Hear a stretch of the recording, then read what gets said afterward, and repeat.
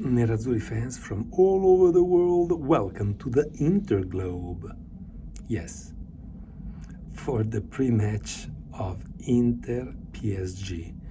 And I say Inter-Psg, not PSG-Inter. You know why? Because Inter deserves to play home, even if we're in Munich, because we have done a much better journey in the Champions League compared to PSG.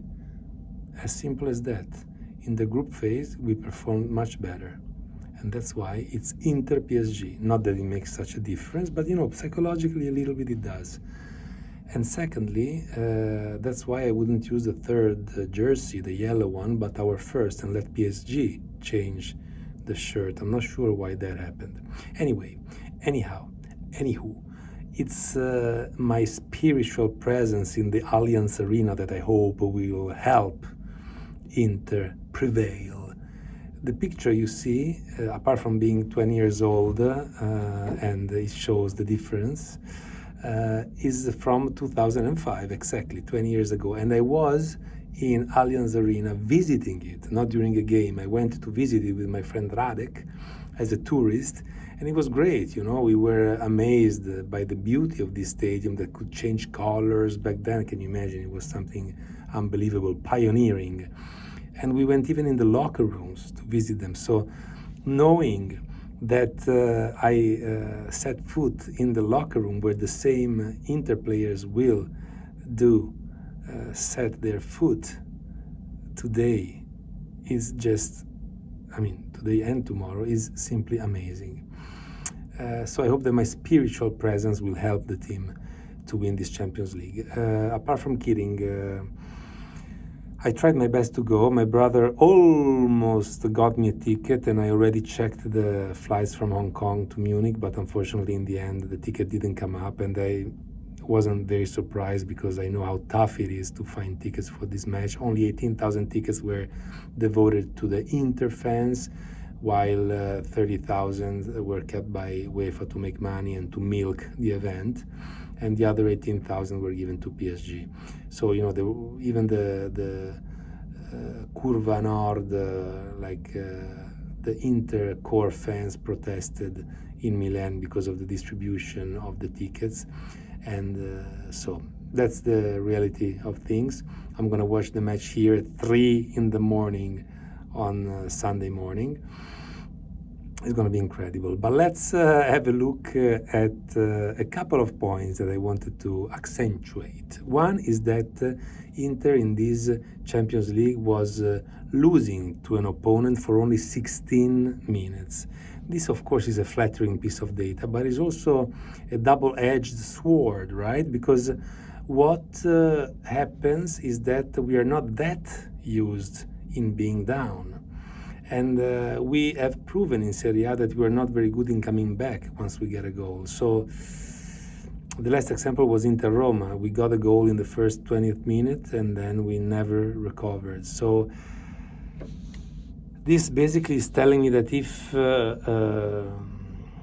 we will suffer a goal, it will be really, really difficult to come back from that. So that's one more reason to probably be a bit precautious in the first part of the game, to stay within not that far from our box, so that we can be compact and defend ourselves in the best way possible.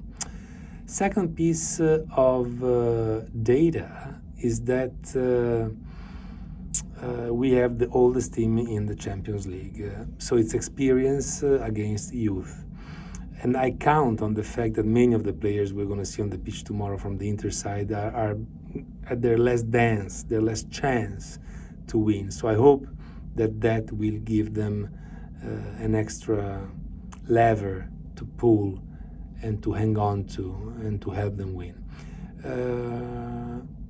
Last but not least, I want to mention that Inter has done most of their attacks during this season on the left wing, just as much as PSG has done most of its attacks on the right wing. This is, I guess, due not so much to strategy, but it's a physiological aspect that depends on the quality of the players in those areas. On the right wing of PSG, we have Hakimi, who is, as we know, amazing. On the left wing of Inter, we have a triangle formed by Bastoni, Mkhitaryan, and Di Marco that has proven to be outstanding throughout the season. So that's probably going to be the area of the pitch in which the game will be decided. So will Inter triangle on the left prevail on PSG right wing and keep them in the back, or vice versa? Will we be attacked so much that our Di Marco on the wing, who is clearly more of an offensive player, more the defensive player, will that be put into jeopardy? Like Lamal, for example. We've seen how Lamal made Di Marco suffer during that match, although we all know that Yamal is an extraterrestrial presence in our world, but still.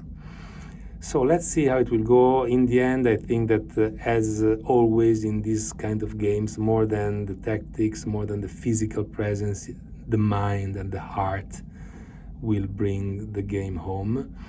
2 years ago, we never thought we had a chance in that final. This year, although we are not the favorites, because it's 2.05 the quote for PSG and 3.1 the quote for us. So the bookmakers believe in PSG more than in us. But despite this, I think that this time more than ever, we have the feeling that something incredibly positive can happen.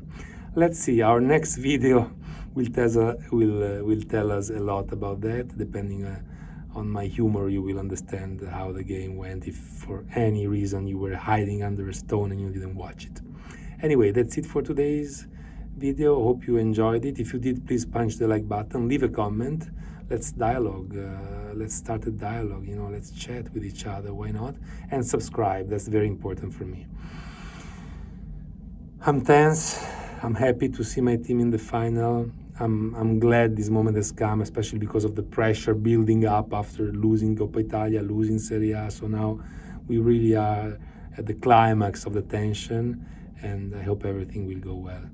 But despite the game result, I will always and forever be an Inter fan. So, as always, forza magica.